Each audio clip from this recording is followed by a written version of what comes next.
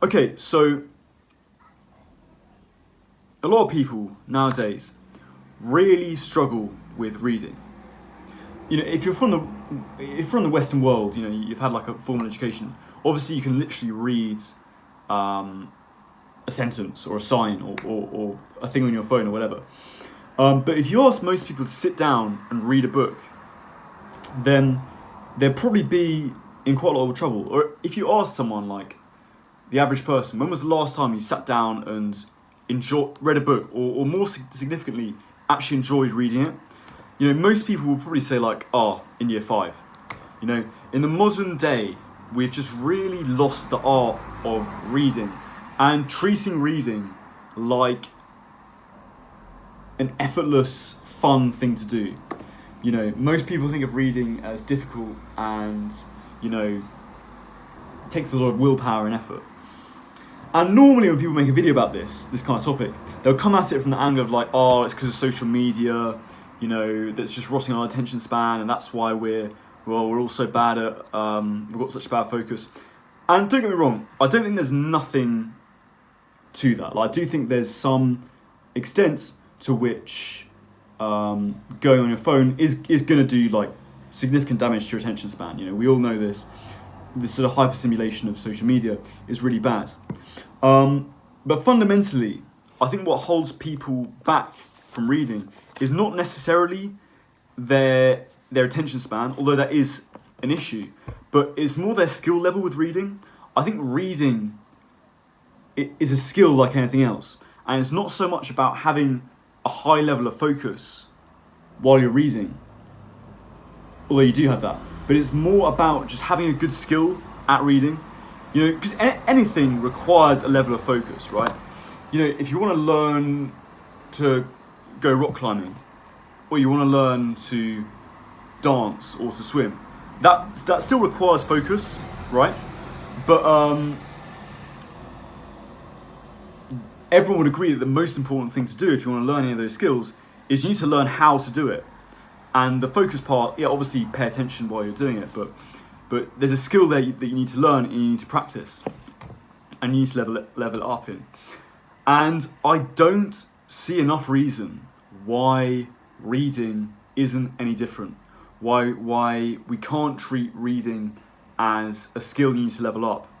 And I think it's much better to focus at it from that perspective, rather than the perspective of like, I've just got a shit attention span, and if I had a better attention span, I would be able to read, I'm such a bad person. Because that kind of thinking, it gets you nowhere really. So in this video, I'm going to talk about how to basically level up your reading. And it is as simple as just following the same old formula of progressive overload. Like you go to the gym, the first time you went to the gym and you went to the bench, did you bench the, two 20 kg plates either side? No, you probably didn't. You probably just benched the bar. Or, that's probably the best place for most people to start. Just bench the bar, and then you do that for a few weeks, and then you put on, the first weight and the second weight, and it builds up over time, right? We all know this, and it's the exact same thing with reading. For a long while, I thought if I just persevered with reading really difficult books, I would eventually break through. I think because I'm interested in a lot of this, I'm interested in like languages and philosophy and classics and stuff like that. When people talk to me, they often assume like I really love like classical literature, or like I really read it and I really understand it really well. But to be honest, I find reading classical literature really difficult, and this includes books that I studied for, like my degree. The Odyssey, the Iliad. I've read these books a lot, but I still find it really hard to get engaged with this level of material. It's just the writing is so complex and it's so difficult. And recently, what I've realised is I've got to set the bar a bit lower. I've got to humble myself and be like, it's great you're interested in these books, but you've got to find like an easier level to what you're reading already. You know, for a long time I've tried to read parts of the Bible just because I think it's such a cornerstone to Western civilization. You know, we should all know the Bible because it gives us like a good understanding of, you know, the philosophical, cultural heritage of the West. But again, same thing. I've never really got anywhere when I've read it. Like, I've read a few parts of the Bible and like I can say that I've read it or whatever, but my brain hasn't really like digested it fully.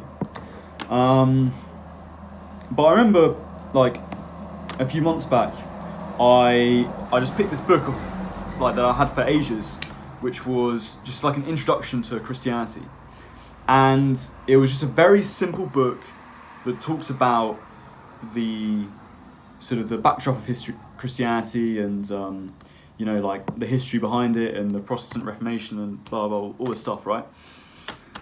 And I absolutely gobbled it up. Like, I just read the whole thing in like a week, and I was just glued to the page when I read it. I just found it so interesting. And what that taught me is that I just had to go to like a lower level. So, you know, I had to humble myself and say, you know what, the Bible is actually, in a sense, it's quite simply written, but you do have to focus quite a lot when you're reading it, and it's really hard to do that. But you're interested in this particular area of literature, you know, you're interested in religious literature, right? Just read something that's a bit easier than that, you know, and this book about Christianity was perfect, right? Or let's, you know, I'm interested in reading the Aeneid, or, you know, like classical literature as well.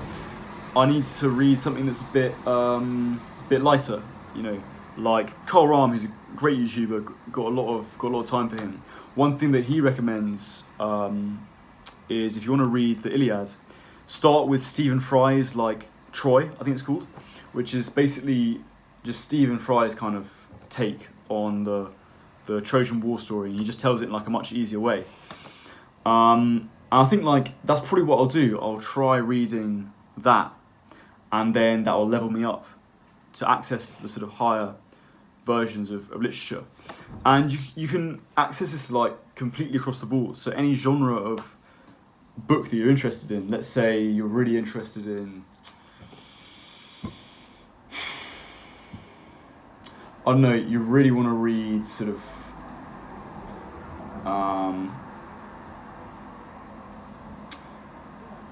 let's say like the Indian epics, right? You're really interested in Hinduism and you want to read like the Ramayana or the Bhagavad Gita or something like that. You just find like a sort of leveled down version of that, like, I don't know, a commentary that someone's written on the Bhagavad Gita, or you know, a book about that topic that's very easy to read, very accessible. You read that and you get more familiar with reading, and then slowly over time you can build it up to these hard books.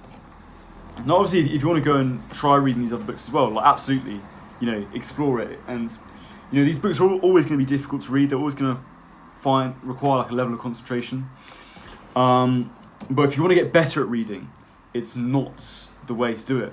The way to do it is find something that's easy to read, that you genuinely enjoy, and just read lots of that.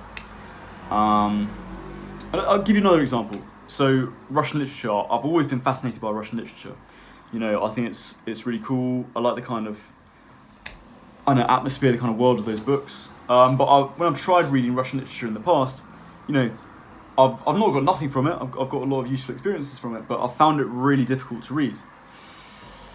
And what I've decided to do is invest some money just buying lots of Russian short stories. You know, like, because a lot of these writers, like Dostoevsky, Tolstoy, people like that, they wrote lots of quite short books. You know, like alongside, you know, they're known for the really thick magnum opuses, like you know,